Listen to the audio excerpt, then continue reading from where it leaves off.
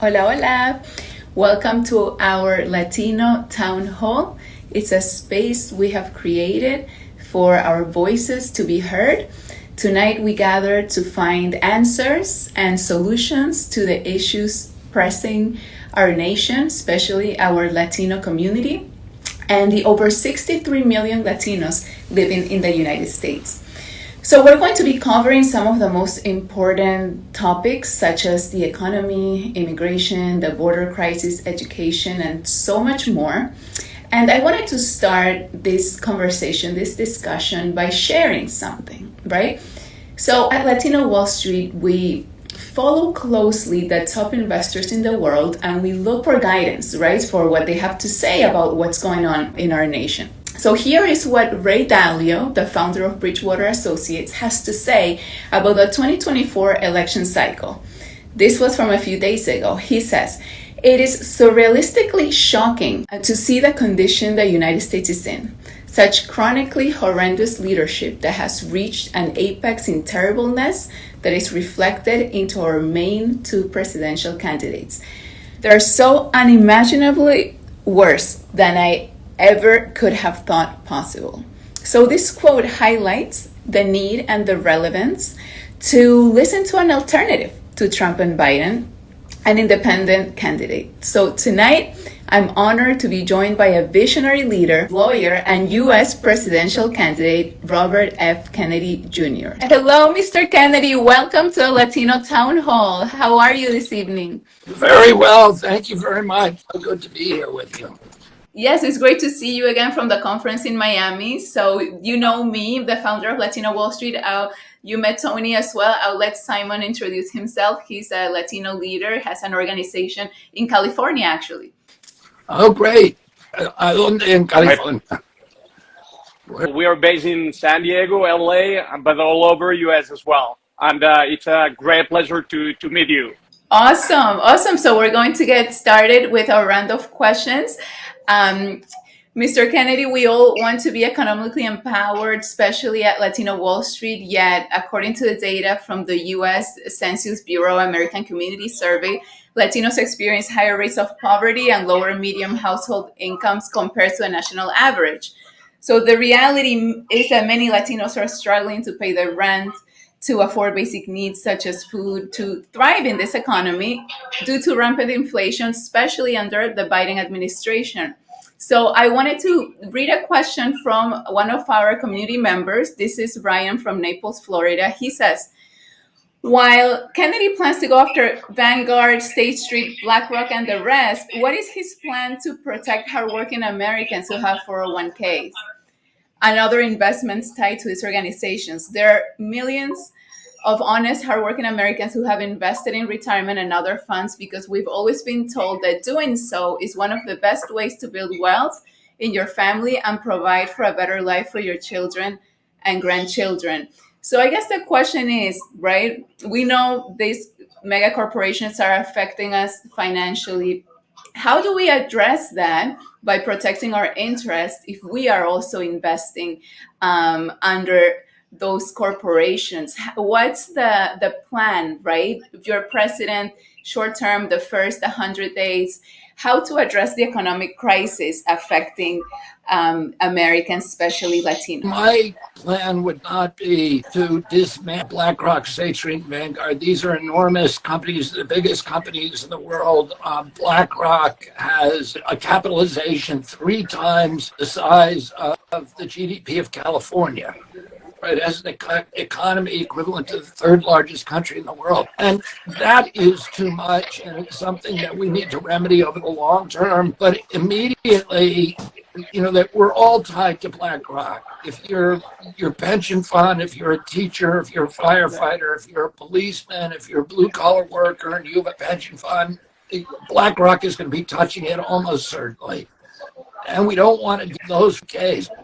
We need to limit their power in the marketplace, and it particularly has to do with housing. These large corporations are now buying up single-family homes, and those 3 companies own 88% of the S&P 500, and they're now buying up our agricultural lands, but also residential housing. And that's been one of the major drivers in the doubling of the value of the price of a single-family home over the past 2 years. 2 years ago, the price of an average home was about $215,000. Now it's over $400,000, and the interest rate's gone from 3% to 7%. They're no longer affordable. And we have a very large Hispanic population now. 36% of voters in this country are now Hispanic. It's the largest demographic now. But they're mainly working class, and they're people who are on salaries. Hispanic Americans are very hard workers. They're very ambitious. They believe in American capitalism. They believe in the American dream, and they want to get ahead. But they're not going to be able to do that if they can't own a home. Because ultimately, the home ownership is the only real way to pull yourself out of the lower echelons of the economic ladder. The reason for that, if you own a home, you have equity, which means if you have entrepreneurial impulses or ambitions, you can borrow money and you can build a bowling alley or a sporting goods store or a saloon or a bodega, and that is the gateway out of poverty. That is the gateway out of poverty. That is the gateway out of the working class into the promise of the American dream. And BlackRock, State Street, and Vanguard are making it impossible for Americans to do that. And what my primary economic goal when I get into office is to make sure that this generation of kids is not the first generation in history that cannot buy a home. I'll tell you something. After World War II, when I was a child of the 60s, my uncle was president beginning in 1960, and I was, when he died, I was 10 years old. At that point, the United States was the richest country that had ever existed. We owned half the wealth on the face of the earth. And the big part of the reason for that was that the industrial base of Europe had been destroyed during World War II, and our industrial base was really functioning, at top level. But more importantly, we got every American into a home because we had the GI Bill, we had the highway system, we had all these federal initiatives that made it very easy for an American to get in a home. When I was at that age, the average income was about $5,000, and the price of a home was $5,000 to $7,000. With a single year of income, you could get into a home, and that made the American middle class the greatest economic engine in the history of mankind. And right now, we're still promising people that we have the American dream, but our country at that time was the most fluid country in the world. In other words, it was the most dynamic. If you were poor in America, you had a greater chance of getting into upper classes than in any other country in the world. We were famous for that. There was tremendous social mobility and economic mobility. Today, America is the least mobile country in the West. So of all of the industrial nations, if you were born poor in America, you're less likely to die middle class or wealthy than any other country in the world. And unfortunately, this Hispanic majority has emerged at the bottom of the economic ladder at the very time when it's becoming almost impossible for people to rise. And I want to change that. I want to bring back our industrial base in this country. I want to bring back widespread home ownership. And I'm going to do that by making it illegal for BlackRock, State Street, and Vanguard to buy homes. That's not going to affect your 401k, but it will affect your capacity to own a home and to build a life around that home ownership.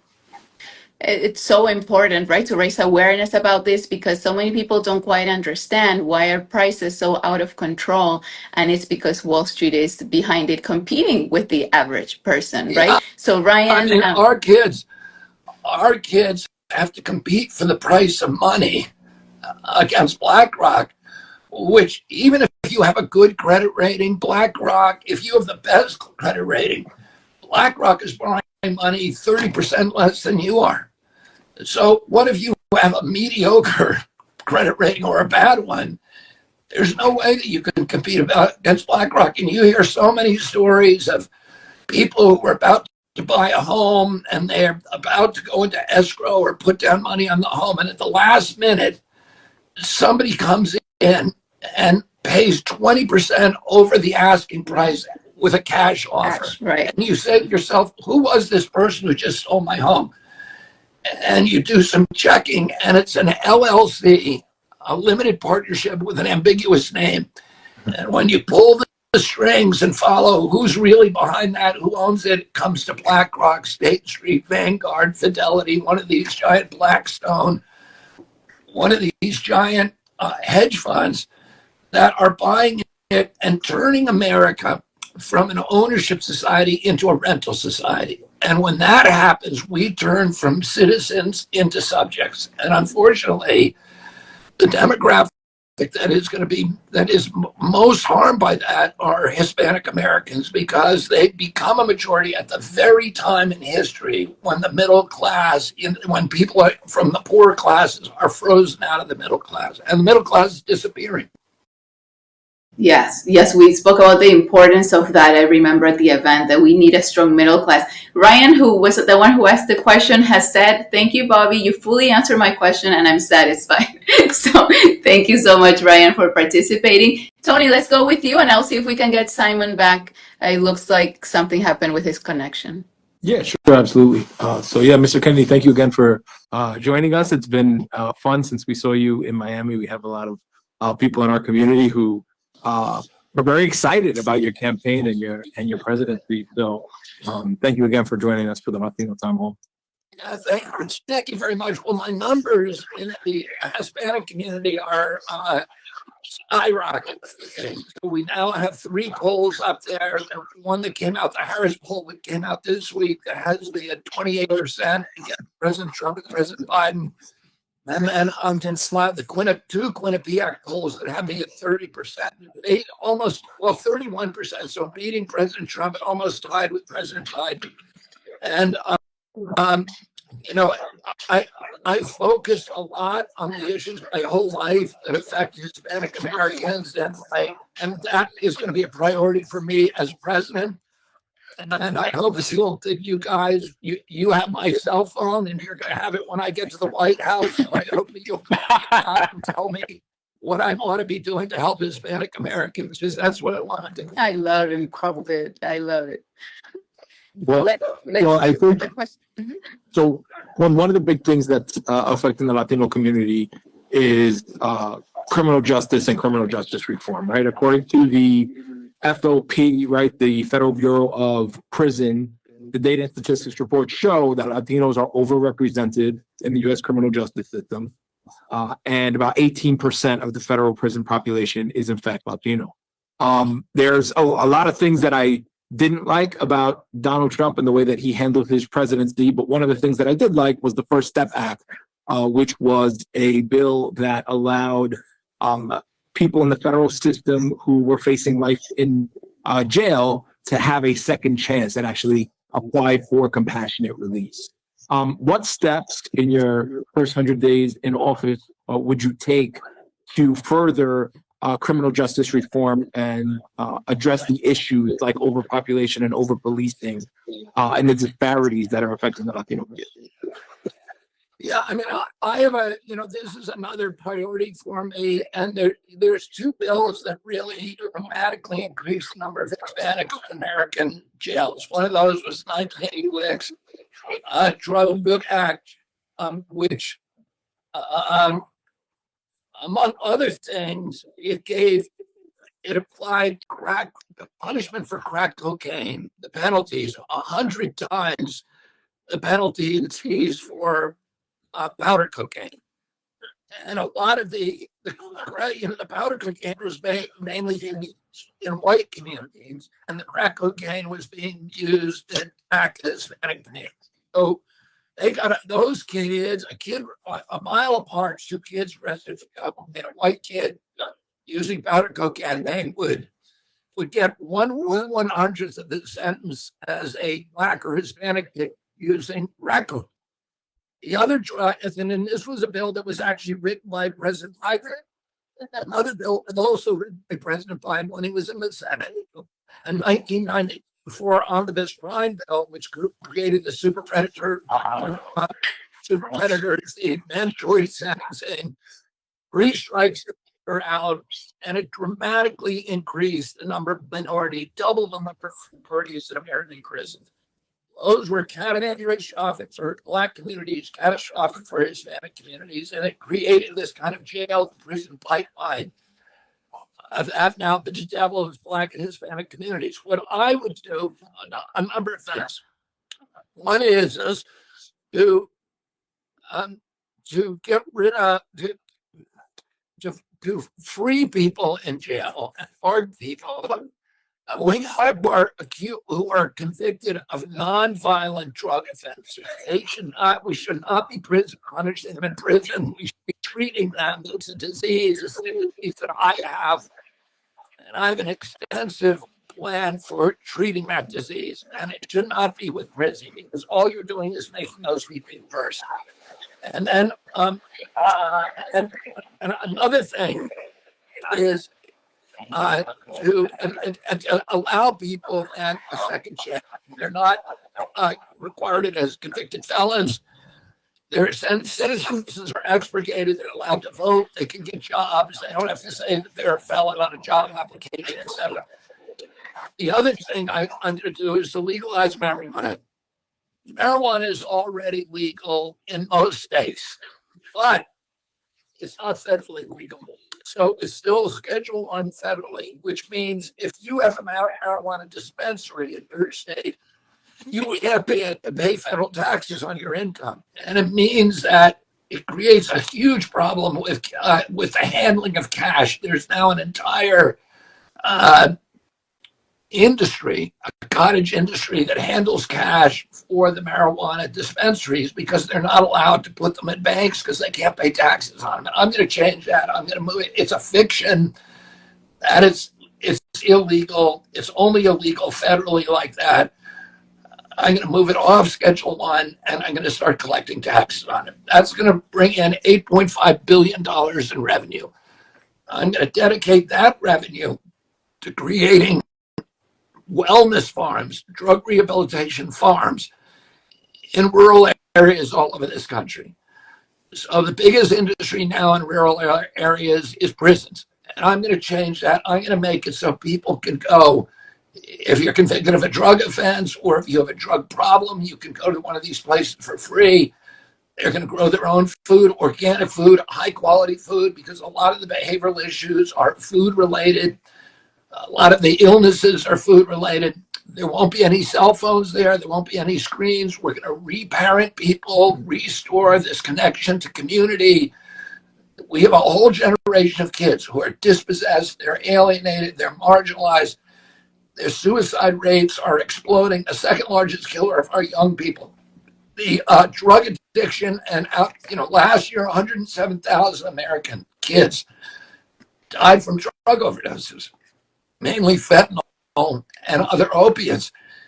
And this is 2 times the number of American kids who died in the entire 20-year Vietnam War. 56,000 people died in Vietnam. We're killing almost double that every year from fentanyl. And you think of all the trillions of dollars we spent in the war, we need to put money back into reclaiming these kids. You got a whole generation of kids who is damaged. And I'm going to create these wellness farms where they can go to get off of illegal drugs, off of opiates, but also legal drugs, off of psychiatric drugs if they want to get off of SSRIs, to get off of benzos, to get off of Adderall, and to spend time, as much time as they need, 3 or 4 years if they need it, to learn to get reparented, to reconnect with communities, to understand how to talk to people. There'll be job training, particularly in the trades, right? Right now, when I was a kid, every school had shop class. And we went into shop class, we learned electricians, we learned HVAC, we learned to do carpentry, all of these skills that are critical. And these, by the way, are the only jobs that are going to be that are going to be AI proof. Because AI is coming in and it's taking, we all thought AI was going to take working class jobs. No, it's taking the accountant jobs. It's going after the artist. My wife, who's an actress, just got off a strike because the AI can create an image of her and, and not pay her, right? And actually do a whole show where she's in it with her image, but not pay her. Well, nobody thought it was going to do that. The jobs that are immune is if your toilet breaks in the middle of the night, you still need a plumber to come over and climb up your stairs and fix it. You still need an HVAC engineer to go into your attic or into your crawl space to fix your HVAC or your electricity. So those are the jobs we should be teaching our kids, and we're not. They don't know them, and they're good jobs. They're high quality. They're good paying. We're going to teach them how to do this. This system I've seen, witnessed this system in Europe, where it's extraordinary. It cranks out they have these places in Europe. One of them is called San Patrignano in Italy. It has 2,500 kids who are there. They get to stay 5 years completely free. And they have a bakery. They have a vineyard, 5,000 acres, where they make really high quality wine. They have dog kennels where they learn to take care of animals. They have wallpaper factory. They make purses for Di Valle, for Prada, for Gucci. And the kids, when they leave, they have a skill, and every kid is placed in a job. There are a number of places in this country that have used that model and transformed it here. One of them I visited the other day, called The Other Side in Utah, which now it's 300 ex-cons who live on it, and it's in the city, this one. They have about 5 square blocks. They have a bunch of buildings, and they have the biggest storage center in Utah. They have the biggest moving company in Utah. They have a construction company. They have a secondhand store that's bigger than a Walmart. And people learn the skills, not only specific job skills, but skills of life. Showing up on time, waking up on time, keeping a bank account, balancing your checkbook, being polite to people, not losing your temper, all of these little things. We've got a whole generation of kids that doesn't know how to do this stuff. And the graduates of this program are in such high demand at all of these big industries. Big businesses in Utah are fighting to get their hands on these ex-cons who are graduated from the program who would otherwise have no hope. And now they've given lives of hope. We need to invest in reclaiming this entire generation of kids. We're losing them. They're dying from drug addiction. They're dying from alcoholism. They're dying from overdoses and from suicides. They're incapacitated through mental illness, through helplessness, through just a lack of confidence. And we need to go and reclaim them. We can't just dispose of them. We can't throw them away. We can't lock them in prisons and mental hospitals. We need to go reclaim them and help them become vital, useful, successful members of our society. And so many of those are young Hispanic kids who are totally hopeless right now about their futures. We need to give them hope again.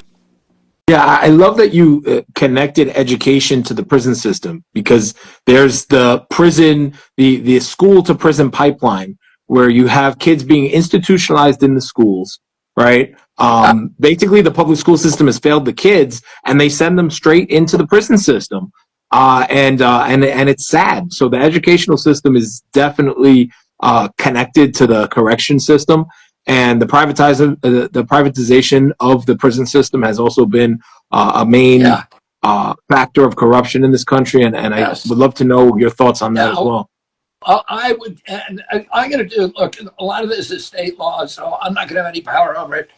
But I'm going to do everything I can to end the privatization of this is a civil function. It's a government function. It is not a private function. And, you throw in private profit motives when you have prisoners who are, helpless and who have no power in that situation, subject to tremendous abuse, and it's just a bad formula that is very predictable. What is going to happen, and it's happening now. So, that's you mentioned the school to prison pipeline. One of the things that I didn't know about that I've learned about on this campaign is that in the public schools now, when you get disciplined in the public schools, it goes on your criminal record, so that they're basically dooming these kids. They've already decided the future, that this is a throwaway kid. He's going to end up in the system, and we're going to track him from when he has a disciplinary problem at school. He gets in a fight at school. I got in fights in school all the time. It didn't go on my criminal record. Nobody is able to look that up, right? And it dooms these kids, and it's terrible. And one of the ways we need to fix our school system, number one, and the way that we need. I've been a big believer in public school all my life. I was an opponent of charter schools because I thought that's going to take the money away from the public schools. But I'm done now. The public schools have failed our kids, and you cannot tell somebody who is in East Harlem or in Compton or in Southside Chicago or East LA. You can't tell them of a mother who has a kid who is being failed by his school. Just wait till we straighten out the public schools. You can't tell them that anymore. You got to say, if you don't like your school, you can take that tuition and you can go to a school that's going to work for you, and let these schools fail. If they're not graduate, and there's a school in New York called the Success Academy. If tens of thousands, I think 20,000 kids in all of them. These kids are chosen by lottery. So it's not that they have the parents who are, most caring and most involved. They're chosen by lottery. And the Success Academy has a 98% graduation rate and a 98% college placement rate. It is equivalent to the best high school in New York State, which is Scarsdale High School. So it has nothing to do with race. It has nothing to do with culture. It has nothing to do with poverty. You can take kids who are of any background and you can give them a good education, which gives them hope in the future. And if you don't do that, we're failing that child. Well, and it has nothing to do with money either. Oh, and that's one of the interesting things when you look at these schools in the inner city. They have the highest funding per student than any other school. You look at schools in the suburbs, they're performing way better. And the schools in the inner city have the most funding, and yet they have the worst results when it comes to the test scores of these schools. And these schools in the inner city are scary. They're really set up like prisons. They come in, there's metal detectors for them to come in. There's police officers on the campuses. And it's really night and day versus the education that people are getting at other places in the country. So I love basically what you're saying is you would support a voucher system, right? Yeah, like school choice. Not a voucher system. I want to support the public schools, but the charter schools are public schools. To me, what we ought to do, and this is the way to fix the police brutality issue too, is you make the police chief responsible. And if you get 3 strikes, you got 3 guys who are misbehaving on your staff, you never become police chief again. That's how to get rid of the police brutality. The same thing is true for our schools. You give the principal the power. They need the power to fire the teachers, to run their schools as they see fit. And if that school succeeds, then it's going to be successful and it's going to grow, and people are going to send the kids there. But if it fails, it closes and they're out. There's a great educator at Harvard, a black guy called Ronald Fry, and he took this philosophy, he took it down to Houston, and he actually, the big thing about one of the big impediments to giving that principals that kind of power is the teachers union doesn't want you to be able to fire teachers. So if you have a bad teacher, then everybody knows a bad teacher, it's really hard to fire them. And instead of confronting the union and starting a war with the union, I went down there and said, here's what we're going to do. I need money to buy out these contracts. And it cost $7 million. And he was able to go into this group of schools and identify the teachers who were not working. And he was able to make a deal with the union where he could fire anybody he wanted, but he had to pay out their contract. And that's what he did. And he made the schools work.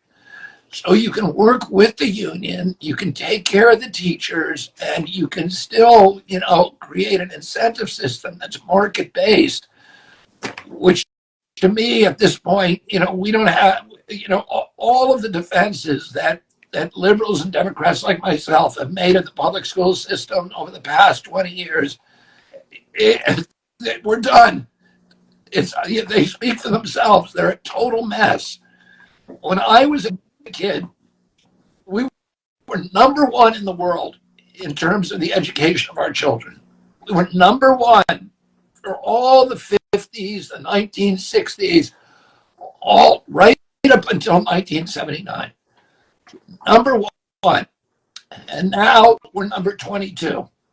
And, there's some good schools in our country. If you go to the suburbs, you go to Larchmont, and you go to Scarsdale in New York, and you go to some of these really great neighborhoods in California, those schools are incredible. But, the schools in the inner city are not functioning. They're crimes against our kids. They're moral crises that we're letting these children down. And you're absolutely right. The solution from my political party, the Democrats, over many years has been to throw money at those schools, and none of it's worked. It doesn't matter how much money you give them. If you don't have that incentive system, it just isn't working. My wife, Cheryl Hines, an actress, and she took a strong interest in those schools, and she went down and she actually did a TV show where they would rebuild the schools. And it's like the show when they come and rebuild your house, you win a lottery and they rebuild your house. Well, she did that with schools. And it was for ABC, and it was called School Pride. And they rebuilt about, I think, 8 or 9 schools in Detroit, a couple of them in Compton, etc. And the deal was that they weren't going to do anything. They brought in computers, they painted the buildings, they did, they did repairs, they fixed, a lot of them had leaky roofs. They had buckets in the hall, in the aisles between the chairs to catch the rain, really crazy stuff. They had fire alarms that weren't working, a PA system that wasn't working. And what the deal was is, if the parents get involved, we're going to give you the resources to fix these schools. The parents came flooding out. Everybody says these parents in these these poor areas don't care. Cheryl said they were lined around the block, 4 or 5 blocks of lines for the parents to get in and help repaint these schools. So they want it, we are letting them down. We are letting them down, and we can't do it anymore. We got to give people choice, so that if their kid's not getting educated, they move that kid to a place that's going to educate them. Yeah, and that's something we all have in common, right? As Latino leaders, we're always looking to educate people. Diego, he's going to introduce himself. He has a huge platform where he, basically one of his main things is critical thinking. So he'll share a little bit more and go ahead with his question. Sure. So, Mr. Denny, very, very nice to meet you. And to begin with, let me congratulate you on your bravery. I mean, I normally every week I do live reviewing geopolitical events, and I tend to make a lot of fun of the other 2 candidates. So you're at least very, very brave to stand up as an independent candidate. Having said that, I have to warn, and my friends, they know me, I tend to do very hard and very tough and very direct questions. But I know you're very much used to them. I've listened to you a lot, and I'm a big fan of the way you express yourself, and you don't have any fears about speaking your mind and speaking truth to power in a way, which is very refreshing, to be honest with you. So having said that, I had some questions. I wish we had more time and a more longer space to have this conversation, but I'm going to try to be as concise and as incisive as I can with the questions. So the first one is that as Latinos, I'm a Brazilian, I'm based in Mexico, so I'm two-language Latino, to say in a way. So we grew up with this idea that the US was like the paragon of democracy. But today, as seeing the type of candidates you can produce and having this two-party system democracy, which is arriving in an ice cream store and choosing between vanilla and chocolate and calling that democracy, which is very much a stretch of the word.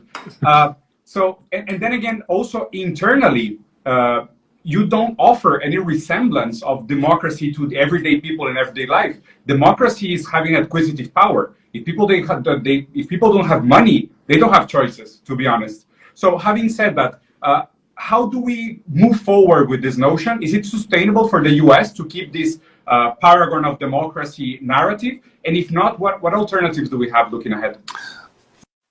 Well, I grew up in a milieu where, my father, my uncle, my grandmother, my grandfather thought of America as the template, as you say, the role model, the paradigm for democracy. We were supposed to be the exemplary democracy. When we created a modern American democracy, really in 1789, when we ratified the Bill of Rights and began the American experiment with self-governance, we were the only democracy in the world right then.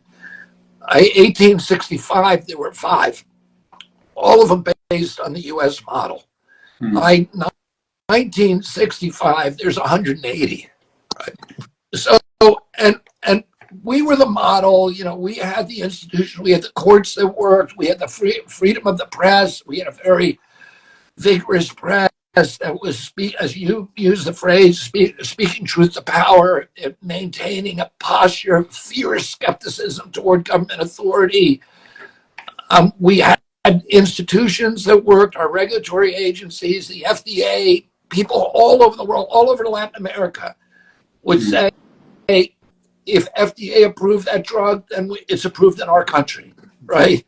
And NIH, they were relying on NIH's science and EPA and all of these.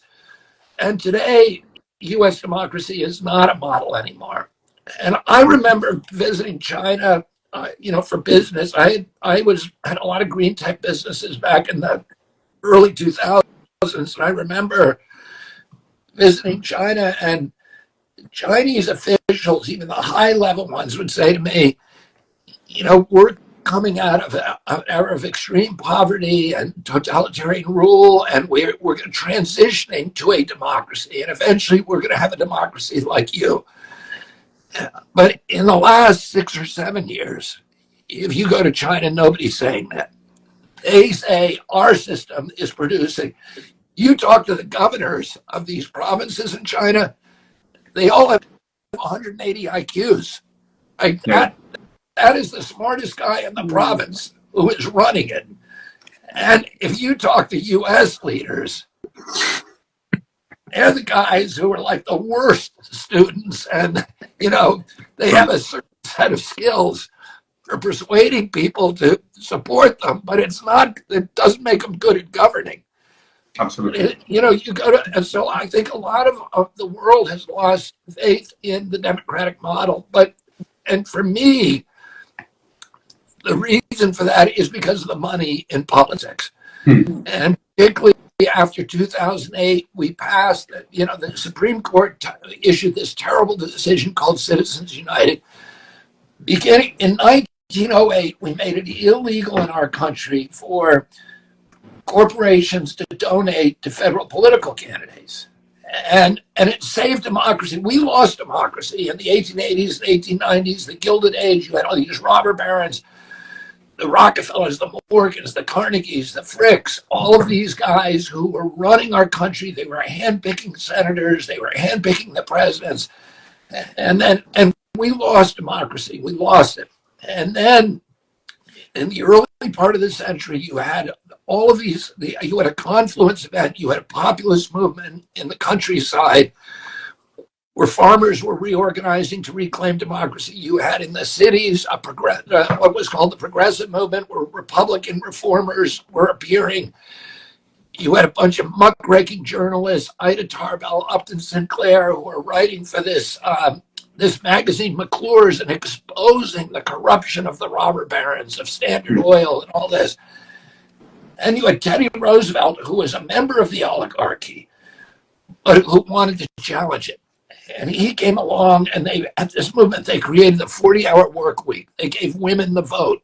They made direct election of senators. Before that, the senators were picked by the legislatures, which were totally corrupt. They were owned by the oil companies and the sugar trust and the rail trust. They banned child labor. They created the income tax for corporations for the first time, and corporate tax. Wealthy people and corporations suddenly had to pay their share of the American experiment. Yeah. But the most important thing they did is in 1908, they passed a law that made it illegal for corporations to donate to federal political candidates. And for 100 years, and we restored democracy. For 100 years, that law stood. And then in 2008, this business-friendly Supreme Court came in and said, no, political contributions are speech. They're protected by the First Amendment, and corporations can give anything they want to a political candidate. And you have the tsunami of money now pouring in. So I'm told that this election is going to cost close to $20 billion. Okay, wow. So if you're a little guy, right, and you can't write a minimum of a $10,000 check, there's nobody in Washington, D.C. who's going to talk to you. So, and you see the elites on both sides have zero interest in the American middle class, and all they're doing is moving wealth systematically upward. The BlackRock, State Street, Vanguard, in COVID, they shut down all the small businesses in this country. They left open Amazon. They left open Walmart. They shut the bodegas. Right. They shut you saw that, and 41% of Black-owned businesses will never reopen.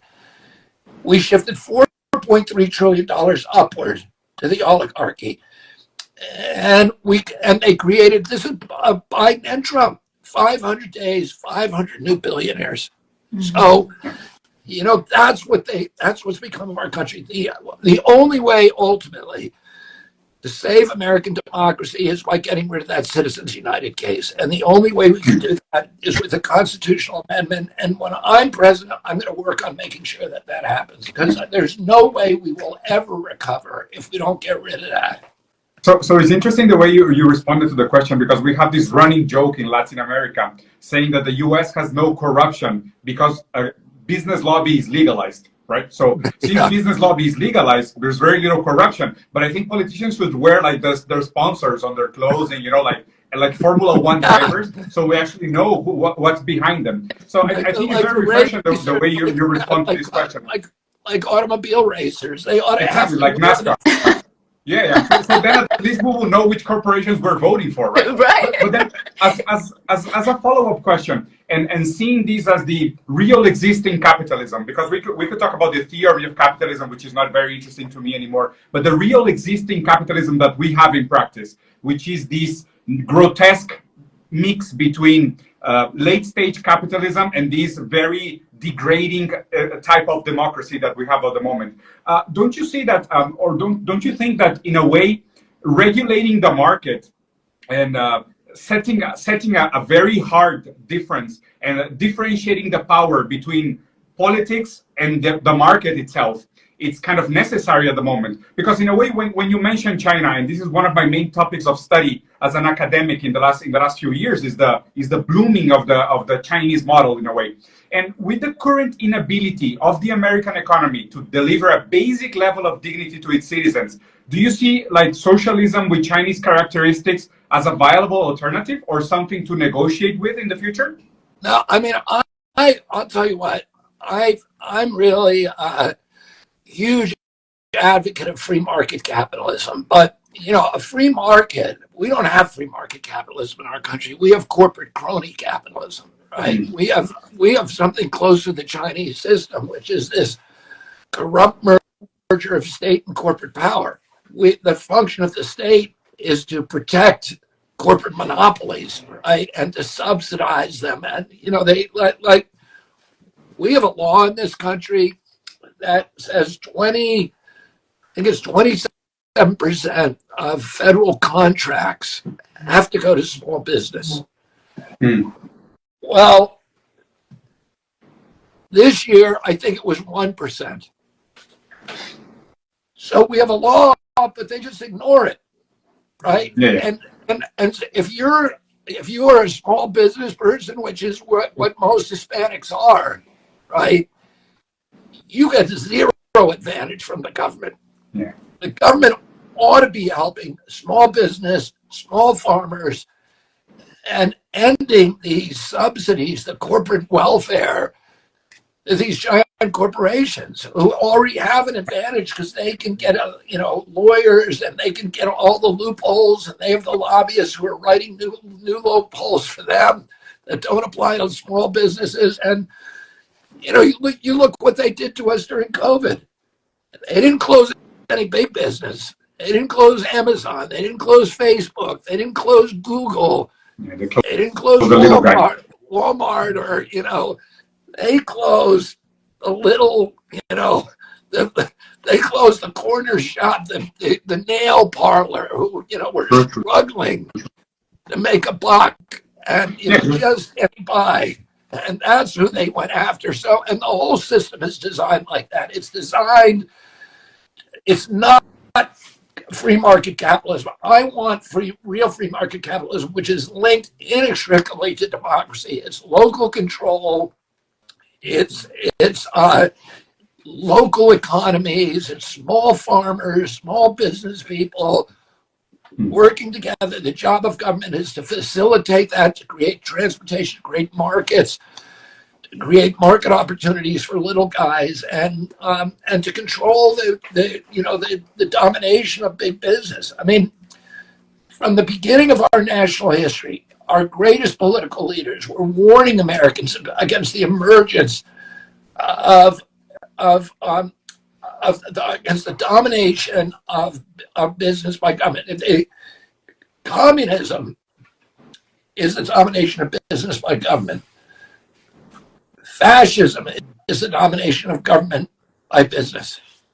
And a free market capitalism, you have to keep big business at bay with your right hand and big government at bay with your left, and walk down this narrow corridor in between, which is free market capitalism and democracy. And you need rules that make sure that the little guys have the opportunity, and that it doesn't all devolve to these big guys. I've watched this my whole life. I'll tell you a story. I was fighting Smithfield Food.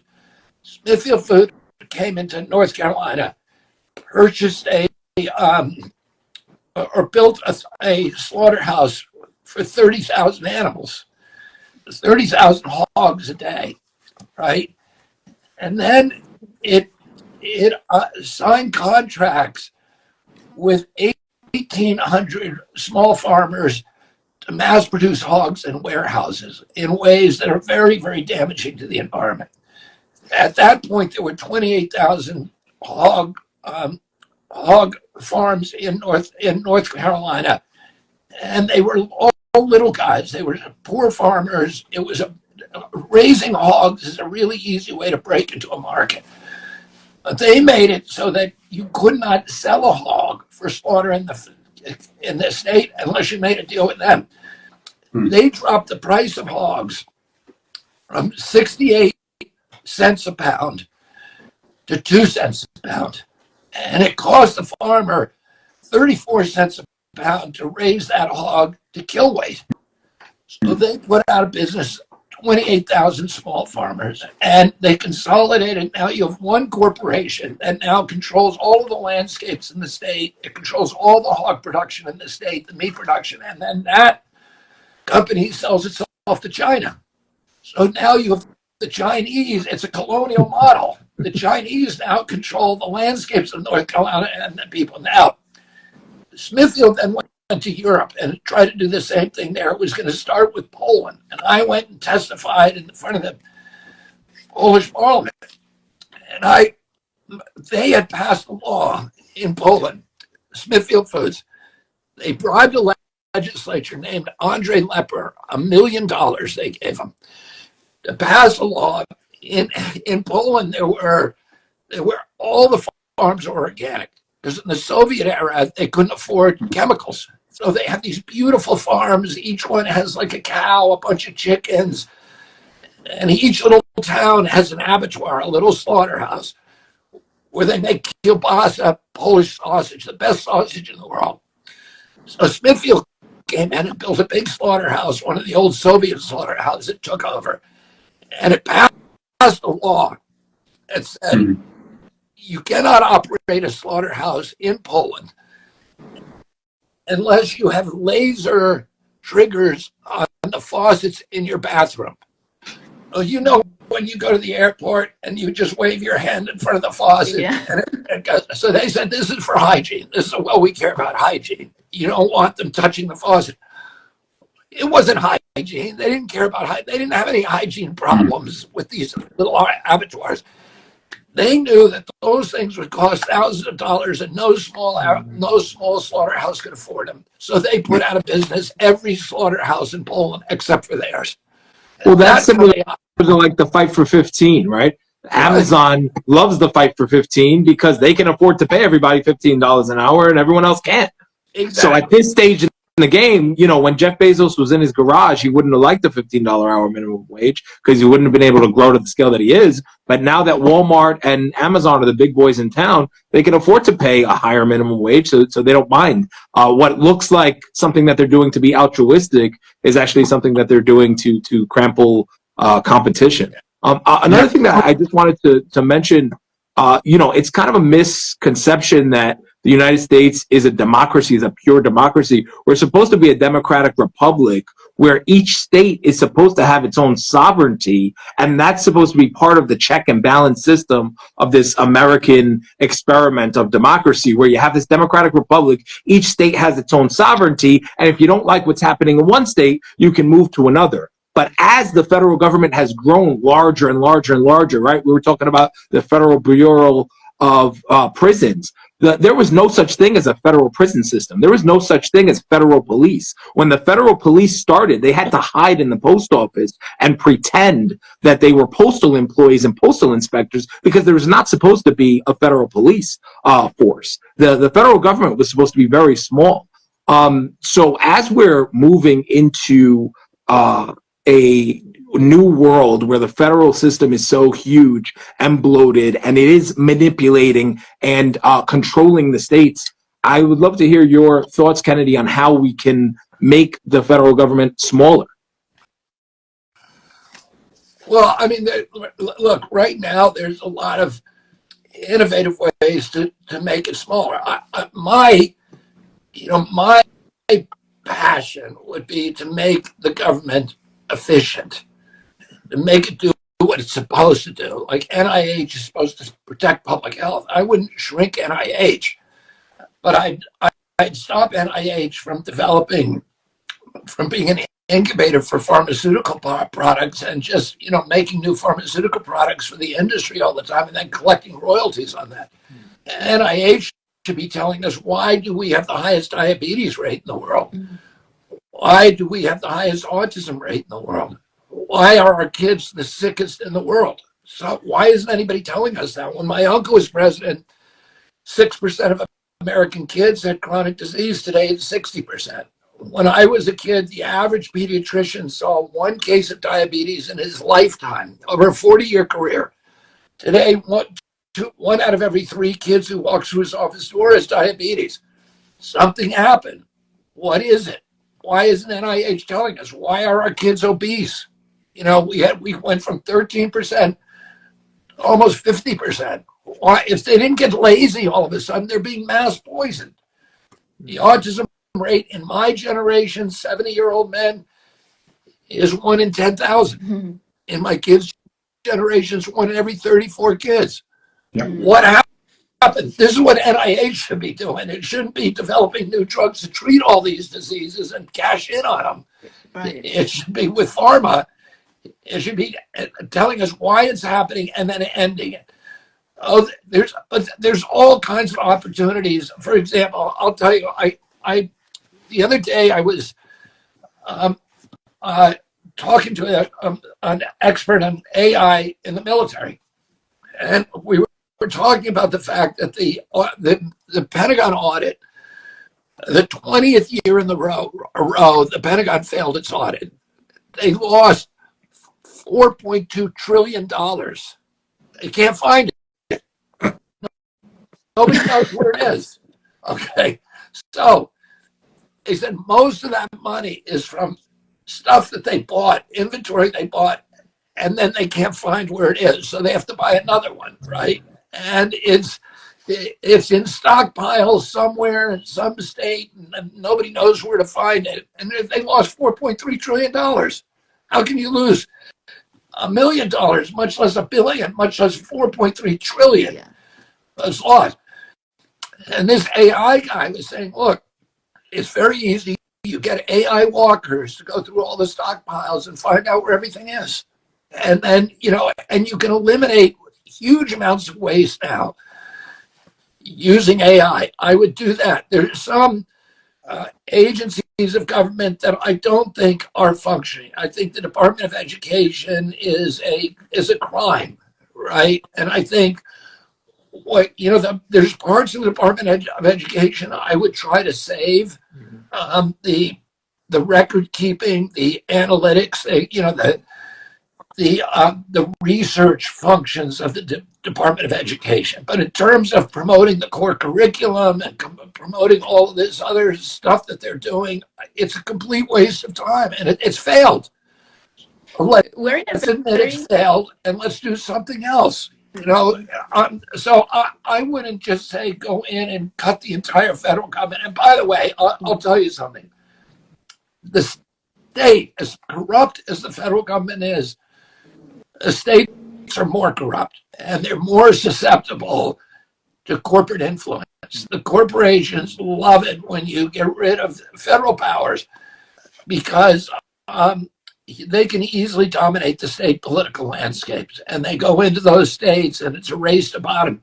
Oh, I don't think it's a solution simply to get rid of the federal.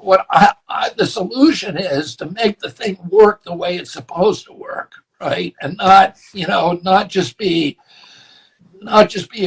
a mechanism for enriching corporations. And our agencies used to be really the best in the world, gold standard. They're now sock puppets for the industries they're supposed to regulate.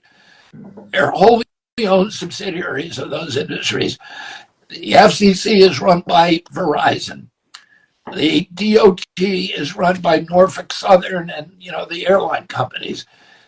The EPA is run by the coal and oil and chemical companies. USDA is completely run by big ag and by processed food industry. And they were created to preserve the small farmer and give us wholesome food. Their actual function is to poison us and to kill off the small farmer. And the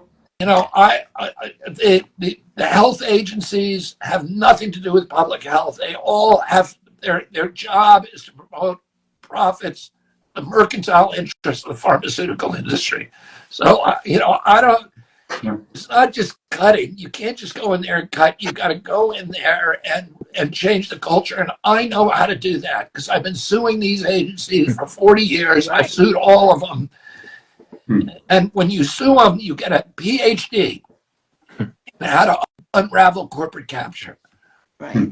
So, having understand that, I share the diagnosis of saying that most of these, nefarious outcomes that we see, especially in health, and I can very much relate to what you said regarding autism, because one of my children is in the spectrum. Even if that's not necessarily a diagnosis, you can dig deeper and go genetically, and you will understand much more about the cases. But it's true that our generation was not so exposed to that hazard, and now it's pretty much very common, widespread.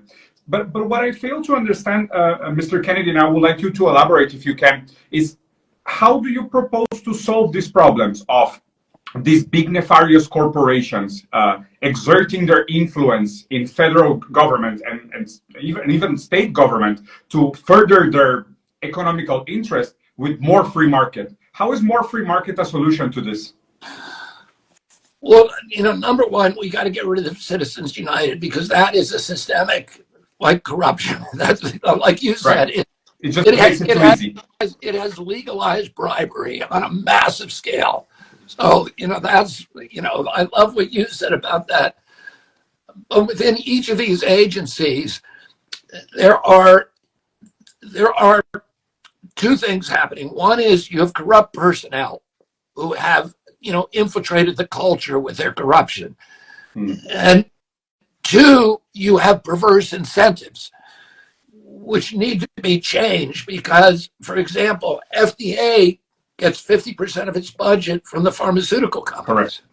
Correct. So they're not working for us. Yeah, working for we're not the boss. Yeah. What would happen? EPA is a captive agency. It's captive by oil and coal.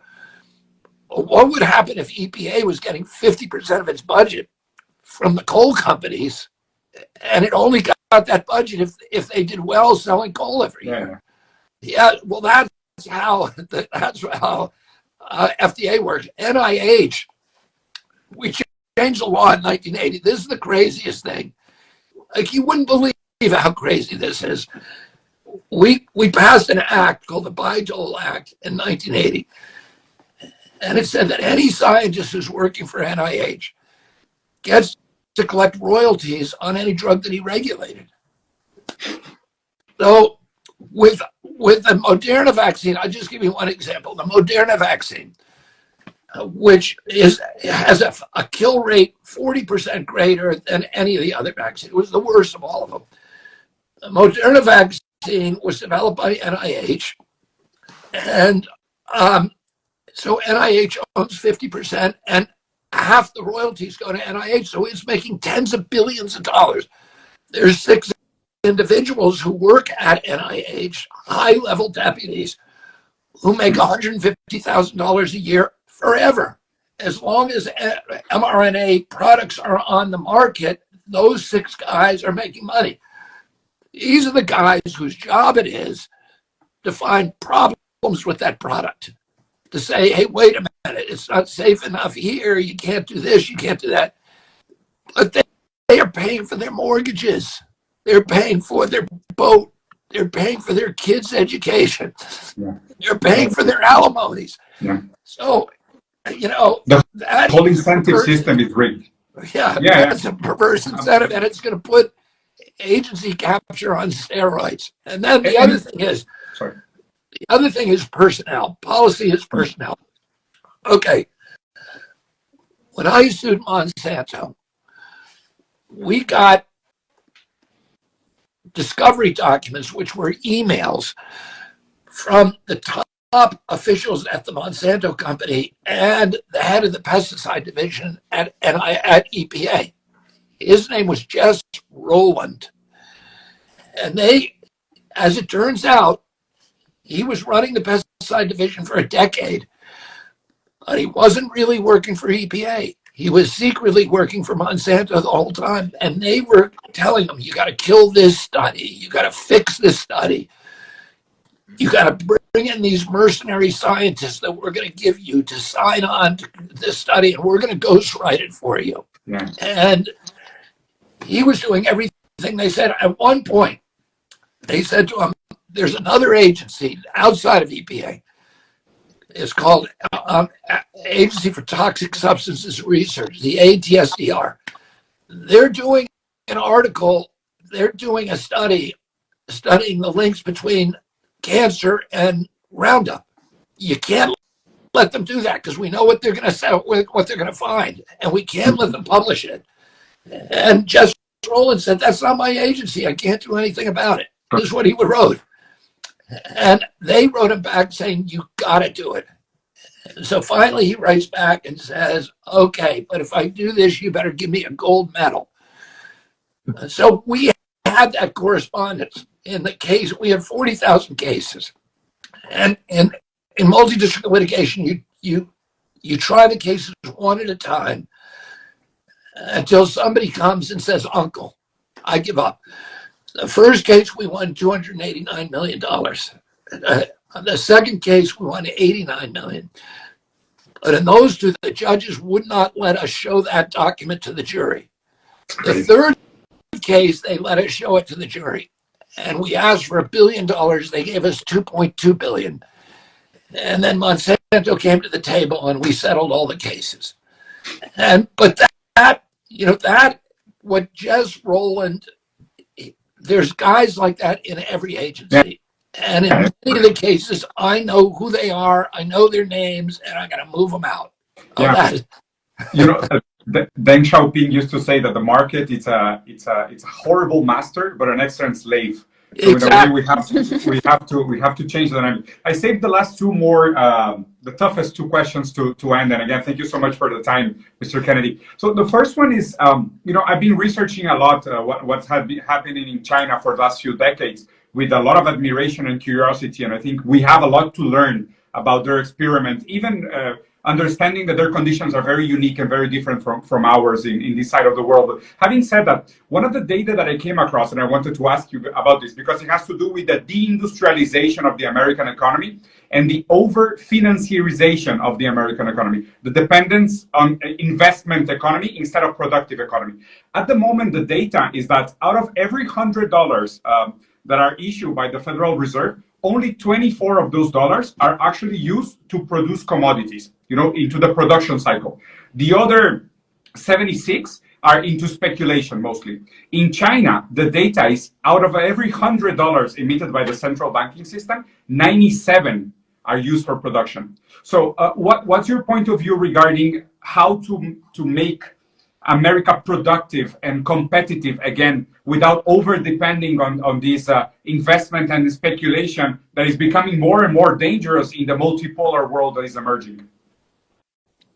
Yeah, you bring up the central point, and the sort of the big issue here is the role of the Fed, right? Mm-hmm. And the role of the Fed has been to deindustrialize the American economy and financialize it, and because the Fed is a captive agency, and it's captive by the big banks, and by Wall Street interests, and they use this cycle of quantitative easing followed by high interest rates to lure. It's like a trap. It's like setting a trap, right? They bait the trap with the quantitative easing, which is easy money, and everybody runs into the trap, and then they raise the interest rates. Everybody goes bankrupt. The equity becomes available, and J.P. Morgan and BlackRock and State Street purchase the equity, and this is there's been this system for shifting wealth upward. Beginning with really most dramatically with the 2008 housing crisis, right? Nobody got punished. Nobody went to jail.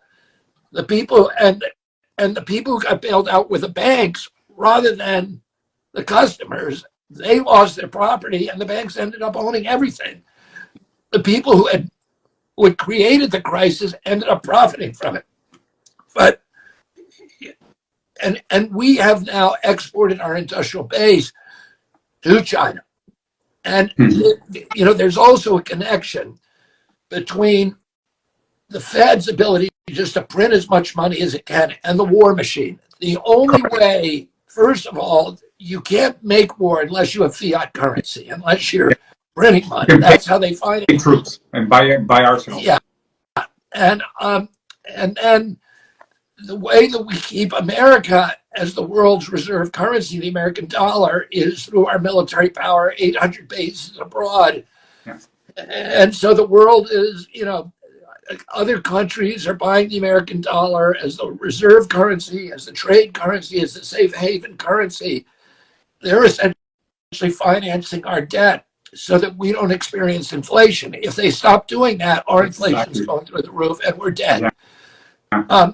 So I'll tell you another problem with this, and we're seeing it now in Ukraine, is that America does not have the capacity to fight a war anymore. because we were the arsenal of democracy in World War II. Why? Because we had a huge industrial base. Correct. And we took all of the automobile companies, we converted them to military production. They built tanks, they built planes, 56 planes a month or whatever. They were building huge numbers. And we could do that then. And we still think of ourselves as the arsenal of democracy, but we aren't. The Chinese are. The Chinese can fight a war. There's one Chinese company that makes 75% of the drones on Earth. They have the ability to fight a world war. We have no ability. And, we're figuring out that now. We can't get, these ultrasonic weapons that the Chinese and Russian have. We couldn't get 1 million troops across the Atlantic anyway. We can't supply them. The Russians have better weapons than us. They have 1,500 more nuclear warheads than we do. They have better defensive weapons. They're obliterating our weaponry. We make weapons. Our weapons are not designed to fight a war. They're designed to enrich. Lockheed Martin, Boeing, Northrop Grumman, General Dynamics. They're over-engineered. They're overpriced. The stealth bomber costs like $1.5 billion. It can't fly in the rain. Okay, it can't. And the Chinese and Russian defense systems can shoot it down now. Yeah. It was useless, but that's the kind of stuff that we're creating. This very sophisticated engineering. The Russians are much more simple. Their engineering is exquisite. They don't have the capacity for mass production, but the Chinese do. You put Russian engineering, you marry that to Chinese mass production, and we are going to get obliterated in the war. And nobody. Mr. Kennedy, there's a question from the audience that speaks on this. There's a question from the audience that speaks on this from Maria. She was asking, we're talking about all these domestic issues, but internationally, one of her biggest fears for her family is World War III. So what steps would you take to de-escalate World War III that seems to be looming? I would settle the war in Ukraine overnight. We should never have been fighting that war. Mm-hmm. Putin has repeatedly tried to settle it on terms very, very beneficial to our country and to Ukraine. By the way, my son fought in that war. Wow. He fought in the Kharkiv offensive, and he went and, he joined the Foreign Legion. I have sympathy for the Ukrainian people. We are destroying the Ukrainian people. We've killed, there's maybe 1.1 million people. I know that 600,000, the best numbers that I've seen are 600,000 troops killed. They're now drafting teenagers. They're drafting 60-year-old men. They're drafting women. And the Russians are killing Ukrainians apparently at a rate about 6 to 1. And there are Ukrainians now there are units that are refusing to go, refusing orders to fight. The war is over. Ukraine is about to collapse. And, our government is still telling us that we're winning. And our press is still lying to us like they've been lying to us from day one. And the problem is you have people in this White House who are trying to save face, who do not want to come to terms with the fact that, with the realization that they have been lying to us from the beginning. And they have no fear of nuclear exchange. And the Russians have 1,000 to 1,500 more nuclear weapons than we do. They have better defensive weapons. The latest Pentagon report says that if we were to get into a nuclear exchange with the Russians, we would lose 90 million Americans dead in the first 24 hours and another 90 million over the next 6 months. What? And so half the population? This guy, Tony Blinken, who's running our government, is running our government. You think that President Biden is making these decisions? Absolutely not. I don't think. Yeah, military contractors. Yeah. It's anonymous men in lanyards. Yeah. So, guys, we want to. Somebody has their feet. It's a joke. Before we go, we want to make sure to touch on an immigration. That's a very sensitive subject to our Latino community. I'm on a board, it's called Justice for All, with a former ICE director, not because I'm against immigration, right? But because I'm against what's happening at the border right now, the open borders. Most of us who move to the United States come here because we want to leave behind all the crime and we want to feel more safe. And it doesn't make any sense what's going on right now, that these people are being incentivized, right, to do what they're doing. So how can we transform that border crisis into some kind of opportunity, right? Because I always say that in every crisis there has to be the other side, the transformation side, the breakthrough, the opportunity. Yeah, I mean, I want to recount this, that my father was very close to Cesar Chavez, right? And Cesar Chavez really helped to live in the state of California for my father in 1968, the last day of his life. He was his closest political ally. They were very much aligned. They were very similar. They were very stoic characters. They were shorter in stature. My father was, unlike his brothers who were all over 6 feet, he was 5'10", but he was, they were both very tough. They both loved St. Francis of Assisi. They were both very pious Catholics, and they hit it off with each other. And then my father was killed in '68 on the day that he won the California primary, thanks to Cesar Chavez. I worked with Cesar Chavez in 1980 on my uncle's campaign, and he won us the state of Arizona by sending lowriders and organizers into the precincts and getting out the vote. And then during the last years of his life, from like 83 to 93, the last decade, I worked very closely with Cesar Chavez on pesticide issues, because there's 56,000 Hispanic farm workers who are poisoned by pesticides every year. Their families are devastated by exposure to these pesticides in the home. Cesar Chavez and I, because of my closeness to him, the family asked me to be one of the pallbearers in his funeral. But the other issue that he had at that time was pesticides was one issue. The other issue was immigration, because to shut down the border, because he saw that this wave of immigrants that was coming over the border were hurting his ability to get good wages and conditions for his workers. Well, a lot of Democrats now say, "Oh, it's compassionate, humanitarian to open the border." It isn't. I've been down to that border repeatedly. I watched people. First of all, my first trip down there, I watched 300 people come across between 2 o'clock at Yuma. This was between 2 o'clock and 4 o'clock in the morning, and only 2 of them were from Latin America. It was one Colombian family and one Peruvian, and they both had asylum claims. Everybody else, the first 110 people who came across, were from West Africa, young men, military age. The other ones, the second group was 110 people from Asia, from Azerbaijan, Kazakhstan, Nepal, Tibet, Bangladesh, India, mainly from China. They answered advertising that the Sinaloa drug cartel had put on TikTok and YouTube, saying, "Send us $10,000 and we'll get you across." And they knew every step of the way. And they come through, they're put on an airplane by the Border Patrol from Yuma to any place they want, and they're arriving in New York, 110,000, crushing the social safety net, so that Hispanics who live in the city are not able to access social services and hospital services. All this, they're overwhelming our country. It's not humanitarian. Then they go to New York.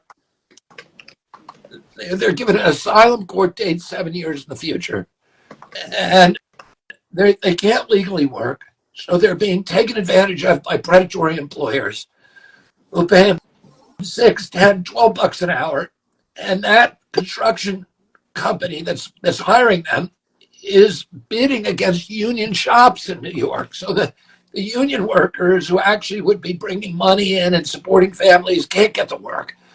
It hurts everybody. And what we need in this country is we need wide gates so that people who do come across have a fast path to citizenship. There's 10 million small businesses in this country that need workers from abroad. We need to get them workers, but they need to come across legally. We should not let the drug cartels be running U.S. border policy. And it's terrible, and we're not getting the people that we want and that we need and that are going to be beneficial to this country. And what I will do, I'll shut down the border overnight. And the way that I'll do it, with 3 ways. One, I'll complete the 27 gaps in the wall that need to be seeded. You don't need a wall all the way 2,200 miles from Brownsville, Texas to San Diego. But you do need it in the urban areas where people can come across and quickly disappear. I'll fix the infrastructure in the rural areas, the fences, the long-range cameras, the sensors. Israel has a system, and until October 7th, nobody can get across. It's a fence, but it has great sensors, it has cameras, it has long-range cameras, it has night lights, and nobody gets across. And then, so you do with the infrastructure, we need to hire about 2,600 new border patrol. We need to have 300 asylum court judges on the border, adjudicating asylum claims immediately. And then we need to re-effect 2 laws. One is the catch and release program should be changed to catch and return like it was before. And the Migrant Protection Act should be reinstated so that people who come to Mexico with an asylum claim to get into the United States, that they adjudicate their claims in Mexico before they come across the border. And then I have other issues too to solve it, but I don't want to go into too much detail and bore people to death. But it's something that I'm determined to take care of. Yes, that's something, like I said, it's a very sensitive subject for our community. So Tony's going to hop off, and also for the last question, we're going to give to Simon. He was having connection issues, but he said he fixed them. So we'll let you do that so I can add him very quickly. I know we only have a few minutes left because I'm getting messages. So I'm aware we're tight on time, so don't worry. This will be the closing, okay? And we'll all be very concise. So just, Tony, if you can hop off for me so I can bring on Simon and we can do the closing together. He was... Can I ask a question in the meantime while you add this? Sure. Yeah. Okay, but concise. So, yeah. Thank you again, Mr. Kennedy, and thank you, Diego. Thank you very much. I really enjoyed being with you. I'm really sorry because Simon is a very good friend of mine. I'm sure he will be a lovely addition to the conversation. I just wanted to follow up on this question, and it's a very sensitive topic for us, Latin Americans. Simon is back, awesome. So it's a very sensitive topic for us, Latin Americans, in our relationship with the U.S. because it's true that a lot of people tend to go to the U.S. with this notion of the American dream, right? To make it big, to chase their dreams and whatnot. But then again, when we leave our countries in Latin America, it's kind of hard to avoid the fact that there has been historically a lot of meddling from the US into Latin America. And I don't have to name the list. I'm sure you know it by heart. The list is very, very long. So what's your currently standing political position or for example, on the non-unilateral sanctions in Cuba and Venezuela, for example, and how these sanctions produce immigration into the U.S.? Yeah, I mean, I would lift the sanctions on Cuba. I think that's an atrocity. It's been there. I met with Castro many times, and he as much as admitted to me that the embargo had kept him in power. It was the best thing that ever happened to him. It had the opposite effect. He was the longest reigning dictator in the world. And it was largely because he could point to all the problems that he had in Cuba. He could point to the United States and say, oh, it's the embargo. They're doing it to us. And, we need national security. I would lift the embargo in Cuba. The United States, my uncle started the Alliance for Progress. He started USAID because U.S. policy up until his administration was just the only issue was anti-communism. As long as there was a dictator who said he hated communists, we would help that guy. We would help the military. We would help the oligarchs because they hated the communists. And my father and uncle said, that's not a good policy. We need to be we need to offer the poor in these countries a path to the middle class. And so they created USAID, which at that time, before it became the CIA front, it was designed to end run the oligarchs and give aid directly to the poor, the kind of aid that would move them into the middle class. The same with the Alliance for Progress. My uncle thought it was wrong for the CIA to be meddling in these countries, and I will put an end to that. These countries need to determine their own path, their own sovereignty, and we need to figure out a way to work with them, no matter what it is. So, I don't think I would end the belligerence. And look, you look at Central America, and what the richest country in Central America is Costa Rica. Costa Rica is the only country we've never invaded. It's the only country, it doesn't have an army. Yeah. It's peaceful, it's wealthy, it's happy. You look at the countries where we've had a presence. Guatemala never recovered from us overthrowing Jacobo Arbenz in 1953. Salvador's never recovered from us funding the death squads there. Correct. Right? And now Salvador is with Bukele in there. It looks like they may be transitioning out, but we need to be partners with these countries. They want our leadership. They don't want our bullying. And I'm going to end the era of American bullying and have a real partnership with Latin America. I've been to every country in Latin America. I worked from high school. I worked every year in Colombia. In the summers, I lived in Peru, in the Altiplano in Peru. My uncle's favorite trip to Latin America, just before his death, he visited Colombia. Or this was his favorite. There was two trips that he had that he said were the best trips of his administration. One was back to Ireland, which naturally was, an incredible trip for him. The other trip was to Colombia, and he met Lleras Camargo, who was him the greatest statesman that he met. He and Jackie both said the single greatest statesman they met during their terms in office. And they met de Gaulle, they met Eamon de Valera, who was the George Washington of Colombia, and they met the greatest, they met Haile Selassie in Ethiopia, all these extraordinary leaders, the Shah of Iran, whatever. They said of all the leaders they met, Lleras Camargo was the most brilliant and the most gifted. And there was 1 million people in the principal plaza in Bogota, and that came out to see my uncle. And they were cheering wildly for him. And Lleras Camargo said to him, "Do you know why they love you?" And my uncle said, "No." And he said, "Because they think that you put America on the side of the poor." Right? Mm-hmm. And, that's what my uncle tried to do, to not have wars. And because of that, and to put America on the side of the poor, building the middle class, because of that, there's more statues to John Kennedy in Latin America, more boulevards named after him, more parks and universities and hospitals in Latin America, Africa, and Asia than any other president, probably more than all the presidents put together. And it's because put America on the side of the poor, and that's what we need to be doing again. So, Mr. Kennedy, I'm gonna say goodbye because I have to leave. My kids are waiting for me on Sunday. I have to help them with homework for tomorrow.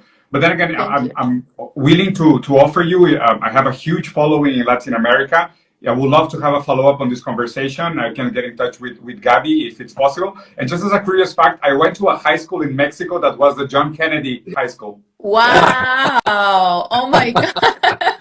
What a fun fact. Thank you so much, Diego, for your participation. I know I'm getting messages from your campaign that we have to close, but I wanted to give Simon, we tried to get him on for an hour and a half. His connection didn't work. If we can just do one sentence, something very concise to just as a conclusion. Simon, go ahead.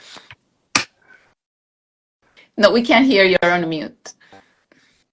Well, first, it's just great to listen all your insights, your solutions, and your vision. And I look forward that we can bring to the table this type of possibilities and your thoughts, your insights into a real agenda in America.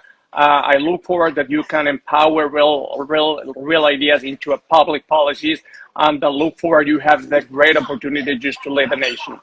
Well, thank you very much. It was very, very good to see you tonight. My pleasure. We very much appreciate your time. And like you tweeted recently, we want, we don't want to be doing the same thing over and over again. Re-elections, we're looking for something new, something fresh, something that gives us hope. So thank you so much for bringing that this evening. Thank you so much. Sorry to interrupt you, but it was amazing looking you how you hunt the snakes. If you can have that ability just to hunt these corrupt and cruel people, you will have a great future. And it's helping. That video is helping more than you know. I've always been scared of snakes, and recently, a few days ago, I said, I'm not going to be scared anymore. If he can confront them, I can walk past them too. So you're helping more people than you know. Mr. Kennedy, you are on it. Thank you. Thank you very much. Really enjoyed talking to you guys. Thank you so much for your time, and thank you, everyone. Good evening.